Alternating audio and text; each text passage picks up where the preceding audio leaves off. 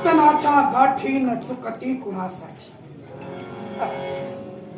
शरद्वान नावाचे महर्षी वेद पठनात मात्र रुची नव्हती, पण ज्या शरद्वान महर्षींना धनुर्वेदाचं ज्ञान आणि धनुर्वेदाची रुची, धनुर्वेदात प्रवीण एवढे झाले की त्या शरद्वान ऋषींची भीती इंद्रदेवांना वाटली. आणि म्हणूनच इंद्रदेवानी शरद्वान महर्षींच्या साधनेत खंड पाडण्यासाठी जानपदी नावाची अप्सरा पाठवली. ज्या जानपदी अप्सरेला पाहिलं, धनुर्वेदाचा अभ्यास करत असताना हातातील धनुष्य आणि बाण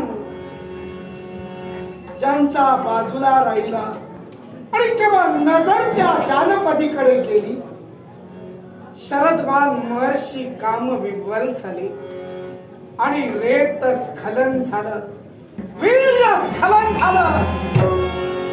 मनाला शरम वाटली आणि धनुष्य आणि बाण तिथंच ठेवून निघून गेले आणि जानपदीचंही कार्य पूर्ण झालं, ती निघून गेली.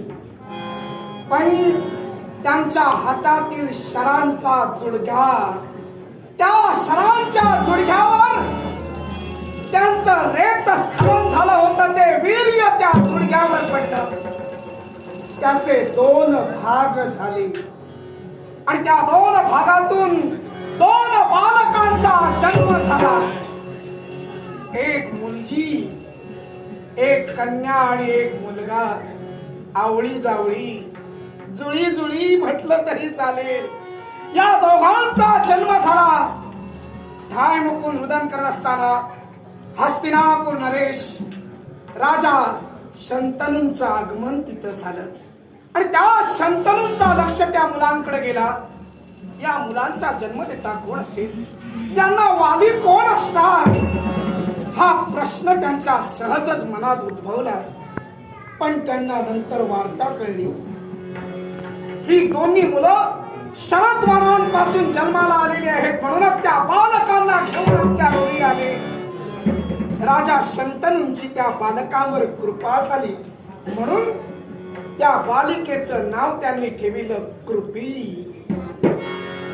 आणि त्या मुलाचं नाव ठेवलं कृप. ज्या कृपाला लहानाचा मोठा शंतनू राजांनी केला आणि आज हस्तिनापूरच्या साम्राज्यात केवळ कृप कृप या नावानं न राहता धनुष्य कश्य कुंतच्छ छुरिका गदाः सप्तमं बाहुयुद्धानि एतेषु सप्तदा जायन्ति आचार्य पद मंगलकोटी. 7 युद्धाचे प्रकार जो जाणतो तोच आचार्य पदवीला भूषित होतो. तोच या हस्तिनापूरचा भीष्मांच्या खांद्याला खांदा भिडून या कुरुवंशात जन्मलेल्या बालकांना केवळ विद्येचे धडे देणारा आचार्य कृपाचार्य ठरला. कृपाचार्य ठरला. कुठं जन्म झाला आणि या आचार्य पदवीला आम्ही पात्र व्हावं, ही भगवंता तुझी कृपा आहे. या कुरुकुळाच्या आचार्यपदी कृपाचार्य राहिले खरे, पण घडला तो प्रसंग वेगळा.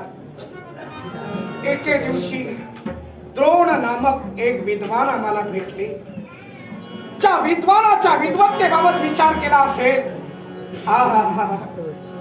काय त्या हुंद्या वीराचं, त्या ब्राह्मणाचा विचार, वेद पठन, मंत्रोच्चार, धनुर्वेद, पण सहज मनात येऊन गेलं, माझी बहीण कृपी मोठी झाली, या कृपीचं लग्न या ब्राह्मण कुमाराला देऊन केलं तर कसं होईल. नाही, पण मनात पुन्हा विचार आला, मी या राजसुखात आहे, मी या राजविलासात आहे.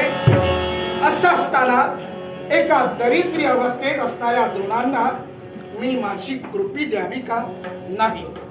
क्षणभर मनाला विचार शिवला, पण त्या विचाराला स्थैर्य ठेवलं नाही. पुन्हा माझ्या डोळ्यासमोर आलं. स्वदेशी पूजयते राजा, विद्वान सर्वत्र पूजयते. फक्त राजाचा गौरव स्वदेशात होतो, पण विद्वानाचा गौरव या अखिल विश्वात होतो. म्हणूनच द्रोणांना आमची कृपी दिली. कृपीचं द्रोणांचं लग्न झालं आणि आम्हाला भाचा सुद्धा कृपीनं दिला. नाव त्याचं अश्वत्थामन.